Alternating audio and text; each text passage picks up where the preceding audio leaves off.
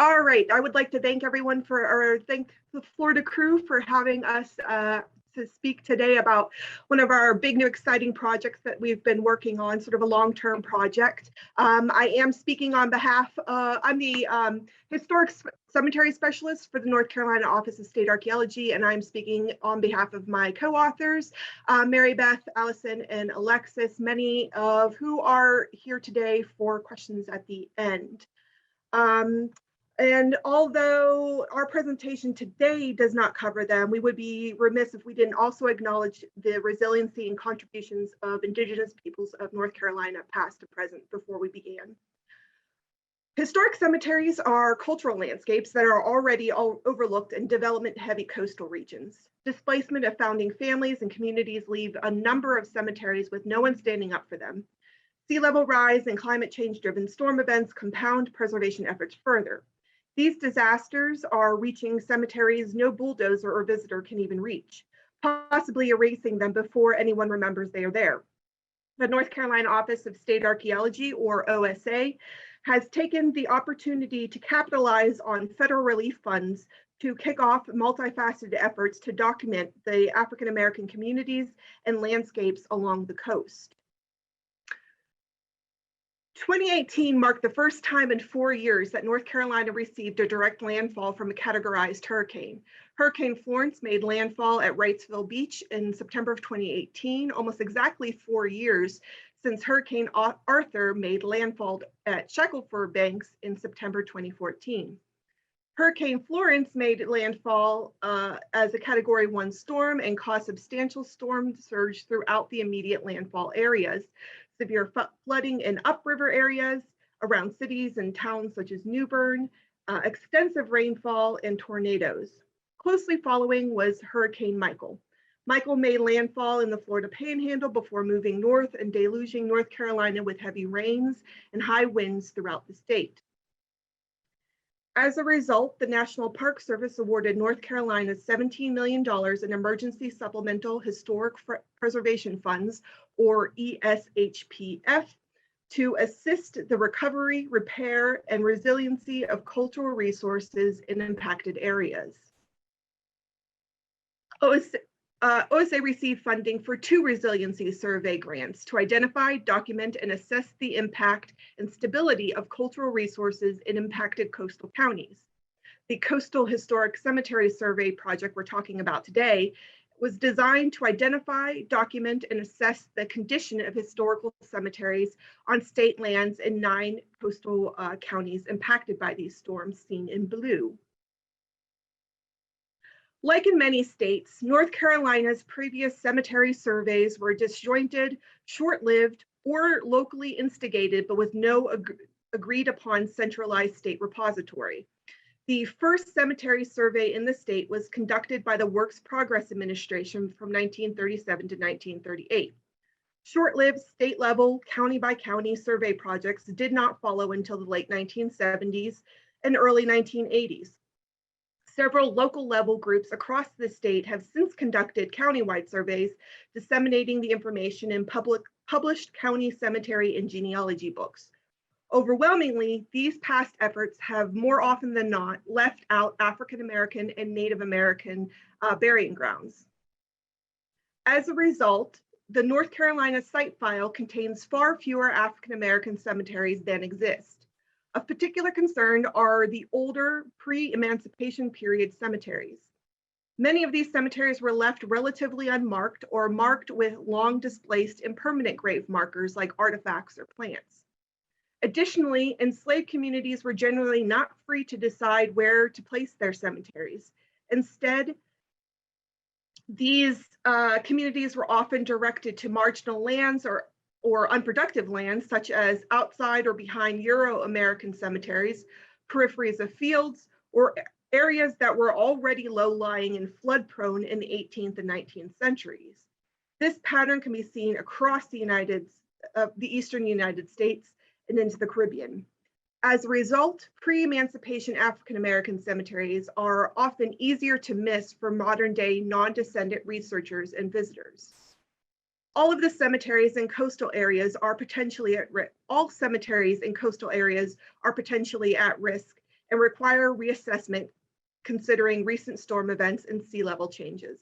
However, as OSA developed plans for our coastal cemetery survey, prioritization was placed on locating and recording threatened African American cemeteries.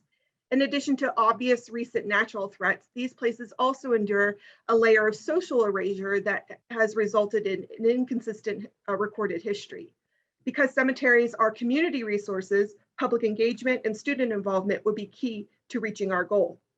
The first step in implementing OSA's Coastal Historic Cemetery Survey project was to conduct background research for 9 coastal North Carolina counties impacted by Hurricanes Florence and Michael.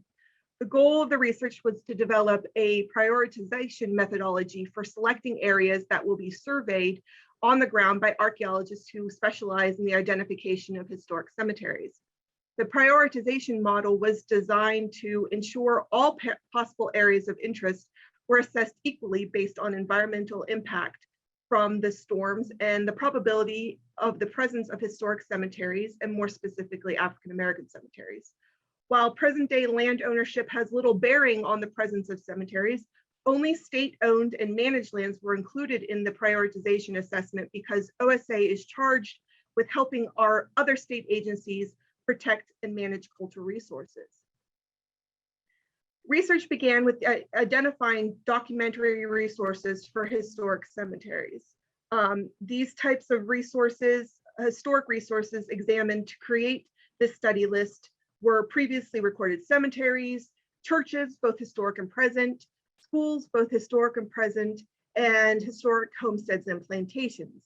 Additionally, the identification of African American communities and the cultural centers of those communities were considered because in many, they may indicate where unrecorded cemeteries are most likely to be located. The study of historic plantations and homesteads suggested possible locations where enslaved and newly emancipated populations may have placed their cemeteries.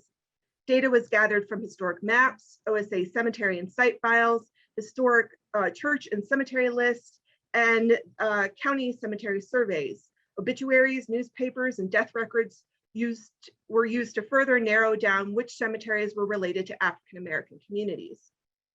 OSA staff was joined in the work by North Carolina Department of Natural and Cultural Resources, historically Black colleges and universities and minority institutions of higher education, 2021 summer intern, and NC Central University history grad student, Alexis Anderson. Ms. Anderson was tasked with researching the broader coastal areas to find African American cemeteries and their historical significance.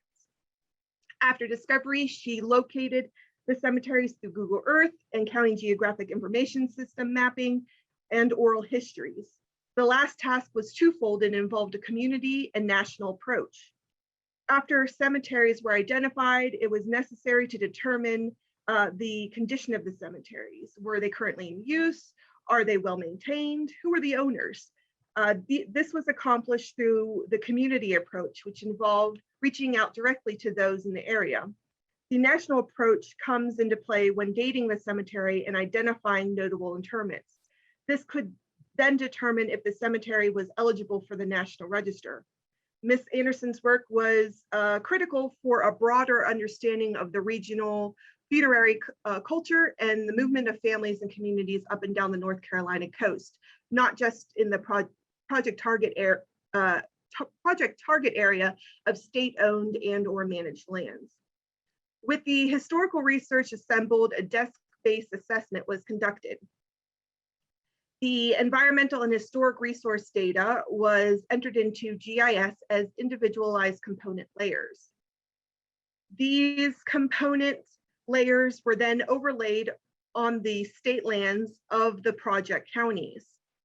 The resulting maps were used to develop a prioritized list of state-owned and managed lands that contain recorded at-risk cemeteries in need of assessment or have a high probability for containing unrecorded historic cemeteries. Each land parcel received a component priority ranking of high, medium, or low. The environmental component priority was based upon the average of land type and hurricane inundation impact.